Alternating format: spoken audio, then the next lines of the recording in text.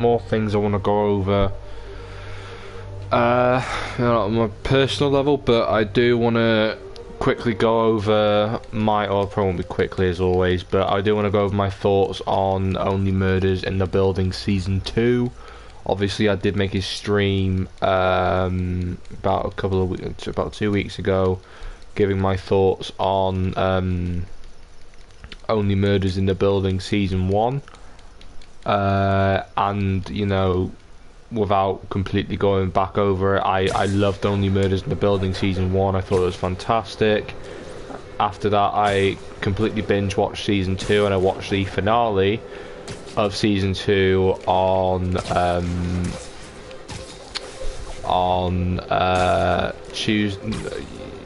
Tuesday, yeah. And yeah, I just want to give my thoughts on Only Murders Season 2. I will be honest, I was not as much of a fan of Season 2 as I was Season 1. I feel like Season 2 kind of it didn't hit the same high notes as Season 1 in terms of the general detective story. I think once we reached the Blackout episodes, we kind of started to actually become a lot more you know, invested in the story. I loved the one of the standout moments from Season 2 for me was the scenes between Maple and Oliver.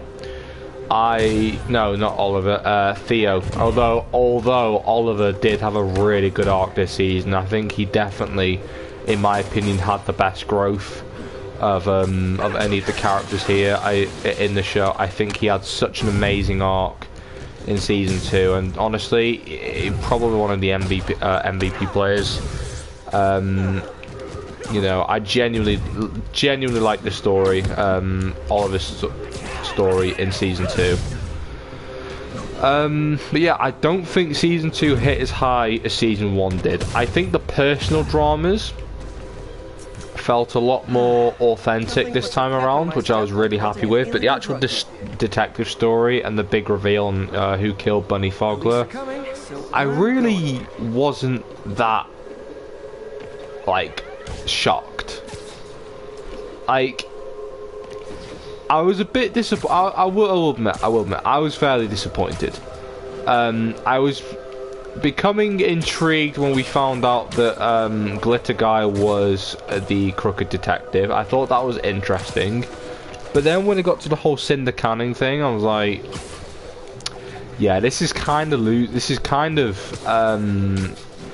you know, yeah. And then obviously it wasn't Cinder Canning, it was Poppy White / Becky Butler. And being honest, I thought that was really stupid. The way that they manipulated Poppy into the confession, I thought was genius. I think the actual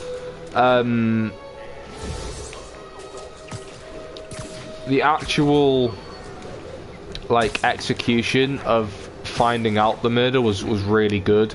Obviously playing into Oliver's history with theatre, which is very personal to me because I'm a you know, I've performed as a theatrical actor for about 5 years now, so it felt like a massive tip of the hat to people that have the same kind of interests as me, which felt really great.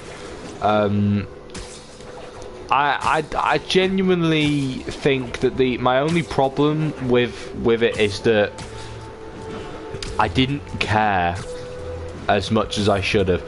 With Season 1, Jan being the killer behind Cincono, I thought that was really good. And obviously, I had the whole, was it Alice thing, and obviously it wasn't going to be Alice because they wouldn't recycle the whole love interest being the killer again. But I just didn't feel as interested with like, it just kind of, if anything, it starts to simulate a cliche. You know, the sweetest / nicest people usually wind up being the killer. I'm like, That's happened with Jan and with Becky / Poppy now. So at this point, I'm like, well, who's going to be the? It's kind of obvious to point out who the killer of Paul Rudd's character is going to be, which more on that later. But yeah, I'm just not really as fussed. I think my absolute favourite plot point of the season, besides that unresolved, besides finally giving more scenes between Mabel and Theo, which are two of my favourite characters, I thought the paternity storyline with Oliver and Will and Teddy was absolutely phenomenal. That was so well written, it was so well performed, it was so well directed. I loved that.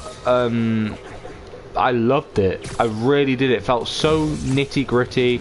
It felt like something I'd see out of EastEnders, and it just felt really powerful to watch.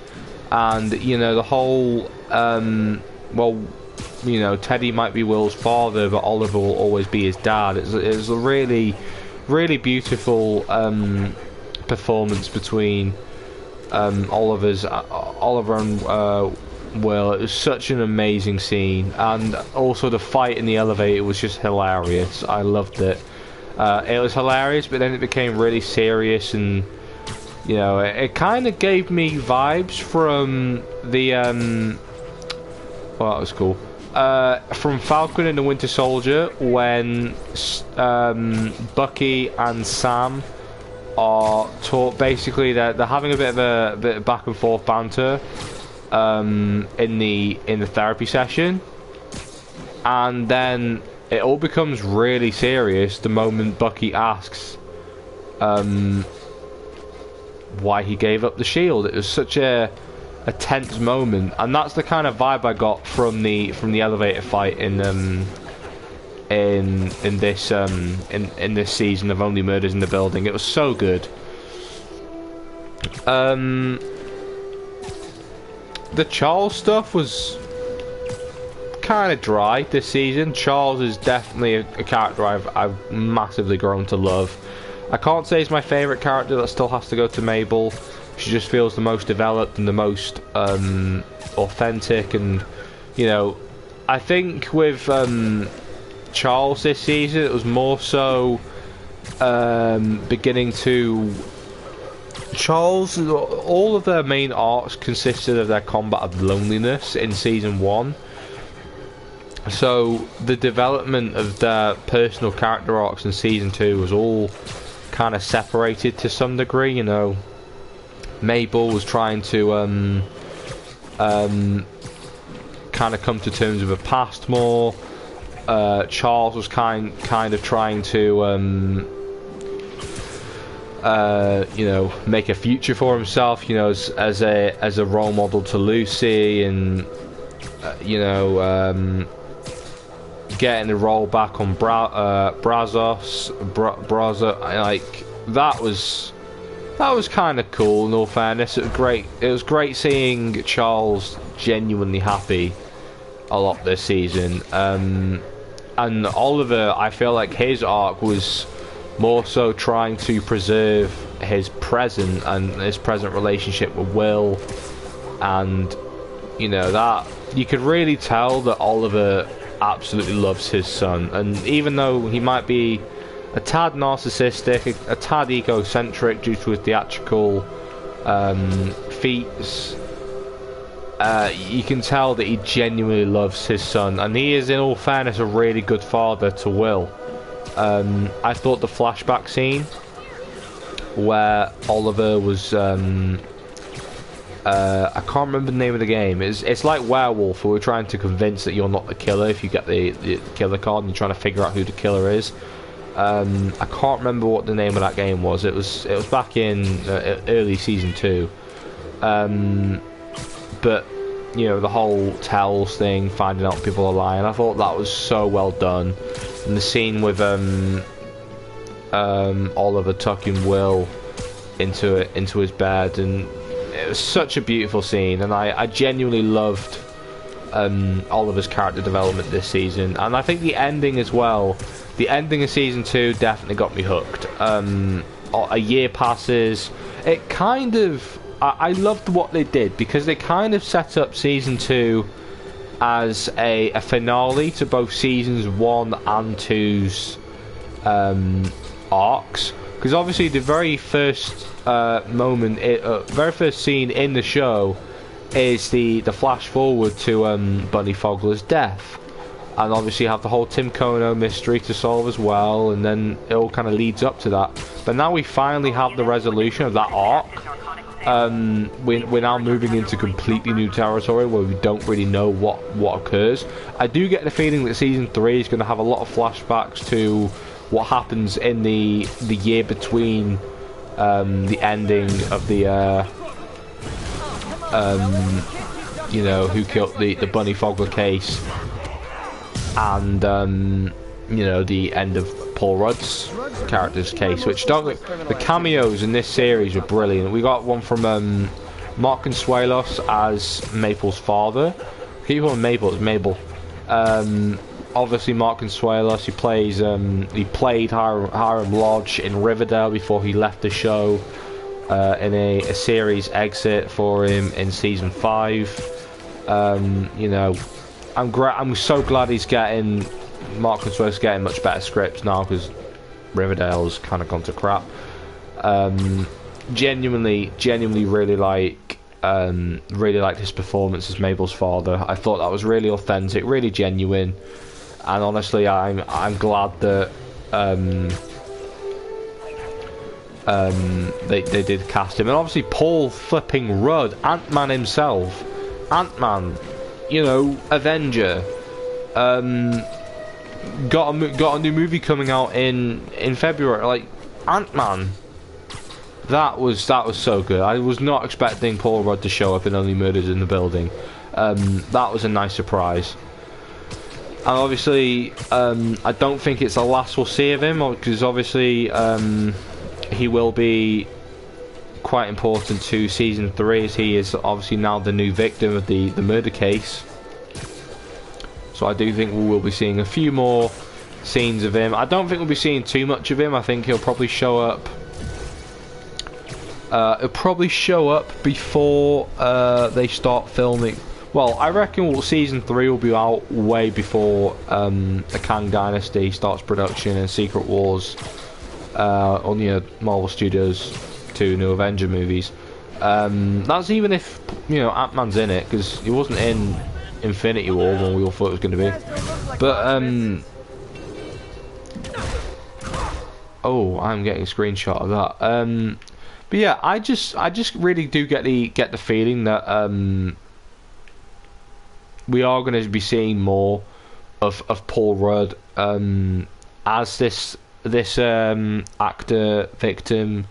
I hope we get to see more of the actual behind the scenes of Charles's stage production, because we don't really know much about it still. It's kind of all up in the air. He just punched him with nanotech, so surely I could kill him. I don't know. I'm rambling. But yeah, it's a really... I think the season 2 was good. I would personally say that season 1 was a lot better, but I would not in any way say season 2 was bad. I think I am kind of worried that the series will go downhill a little bit, only because I feel like there's too much recycling of the same stuff going on. You know, I also want to get to know these characters a bit more personally as well. Like season 2, the actual murder mystery aspect of it was quite underwhelming, but the actual personal side of each character's arc was, I think, fantastic. And for goodness sake, can we please stop giving side characters like Howard as much screen time as it. I don't know if it's because I just don't like the character of Howard. I think he's really annoying, and personally I think he was only effective in that one scene in the scene in season 1. But yeah, if they were leading towards something with it, with him and the guy, the Broadway guy, I forget his name. I at first thought it was Broadway guy that killed Bunny, because of the fact that not only was he getting a lot of screen time, but the physique of the guy who was following Lucy looked a lot like him. So I assumed that it was all connected, but no, it was just, I don't know. I get the feeling that they were the only reason they had as much screen time as they did in the Blackout episode was simply just to kind of bring out the whole "Hello Darkness, my old friend" moment. Which, don't get me wrong, it was lovely to see everyone sing "Hello Darkness, my old friend." It was perfect for the Blackout episode, and we all knew it was coming based on the fact that the Blackout episode was called "Hello Darkness." So it wasn't even foreshadowing. It was just a little, oh yeah, this is probably happening. And it felt more like a preview than foreshadowing that song was going to be sang at some point.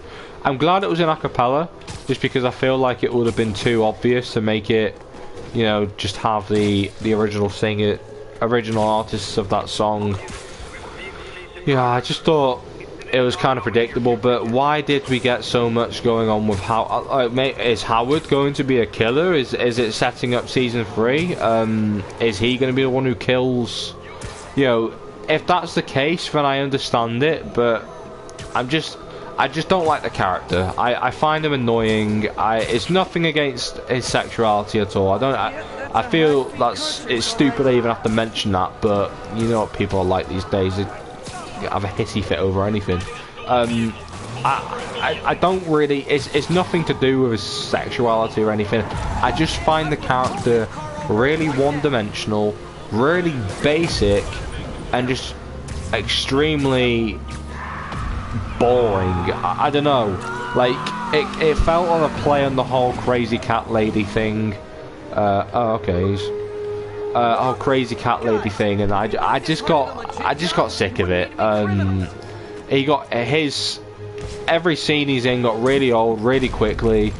I did find it kind of funny how Oliver was constantly criticizing him as an actor during the season 2 finale with the you know, the interrogation of Cinder. I thought that was really, really well done.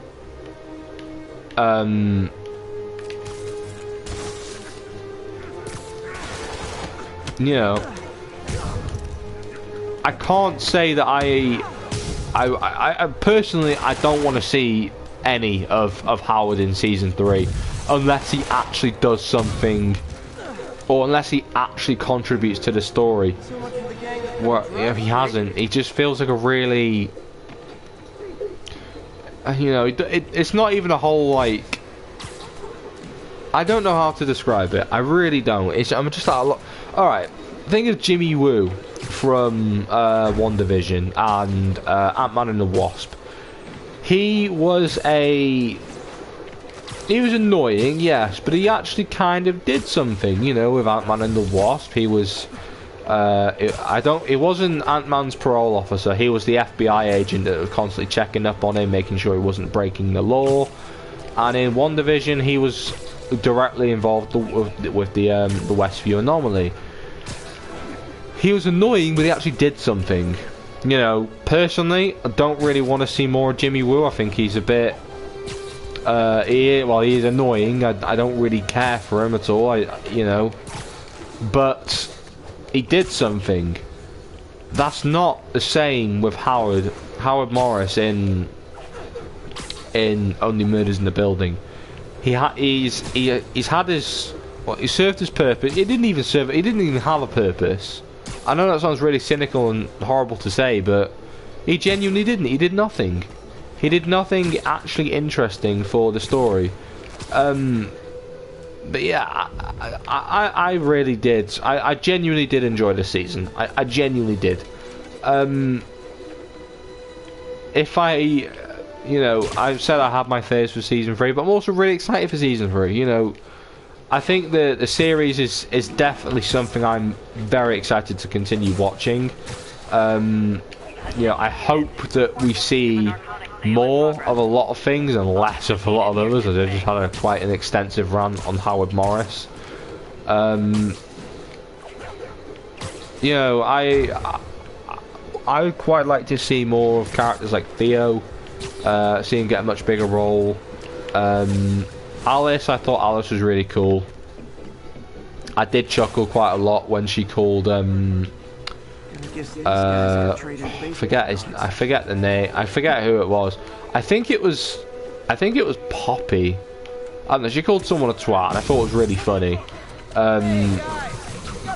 Yeah, I don't know, I love British lingo, and especially British swear words. They are really funny. So, you know, I quite enjoyed that. I think she's a really interesting character as well. I think the whole obsession with Mabel thing could be explored a lot more. I just hope they don't get another Jan situation. I know they were kind of alluding to it, but then it was all part of the theatre act, and I'd just like to see more of Alice as well. She was a really interesting character. I really want to see more of Oliver's ex-wife, because I personally feel, although they've resolved the paternity storyline really well between Oliver and Will, we only got a phone call, and not even that, half of a phone call between Oliver and his ex-wife. I forget what her name was. Because personally I feel like there's going to be a lot of resentment that Will has towards his mother now, based on the fact that she hid such a serious secret. And yeah, I just think it's really yeah, there's a lot as well. You know, Will has a half brother through Theo. That storyline, I feel like we will probably be seeing more flashbacks to in the year. Yeah, I hope that we see a lot more of things like that, and just, you know, filling out the plot holes and trying to take the show forward. I think the series has a potential for a fairly long run. I don't see it going past season 5 though. I don't really see any more than 3 more seasons left for the show, because, you know, Steve Martin is looking to retire. You know, he said that after Only Murders in the Building finishes, he's not looking at pursuing any new roles, so which makes me assume that the series probably isn't going to be engaging such a long run. You know, we kind of look at the whole Mandalorian thing, where season 1 and 2 told the complete story, and then season 3 is then etching on new material at that point. That's the kind of feel like I'm getting with this season at this point, and this show as a whole. Which I'm not going to complain about. I think it's better to have something that's got a clear run than something that's completely and utterly drawn out. So, yeah, that's done. You know, I think long-running TV shows are kind of becoming a thing of the past now. With this new format on Disney Plus, I think it's easier just to create a few you know, shorter shows with a higher budget, and just kind of keep the storyline going through that. I don't really know, but yeah, I'm thoroughly impressed with Only Murders in the Building season 2. I thought it was good. I don't think it's as good as the first season. I think the first season is just wildly special. And yeah, I do want to know what you guys think of Only Murders in the Building season 2. Did you guys enjoy it? Did you hate it? Did you love it? I do think that this series is genius. I just hope it doesn't lose that touch. I get the feeling that season 2 is probably going to be the last we see for a while. I know that season 3's practically been confirmed, I think.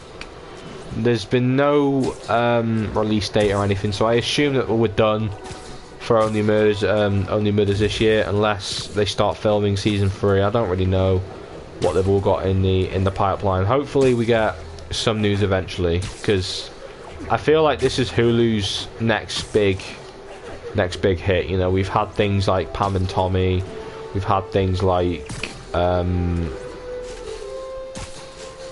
know, Only Murders, and other really cool stuff from Hulu. I think we're going to be seeing more. Anyway, that's going to be it from me. Thank you so much for checking out this stream. I'll see you all soon, and peace out. Bye bye.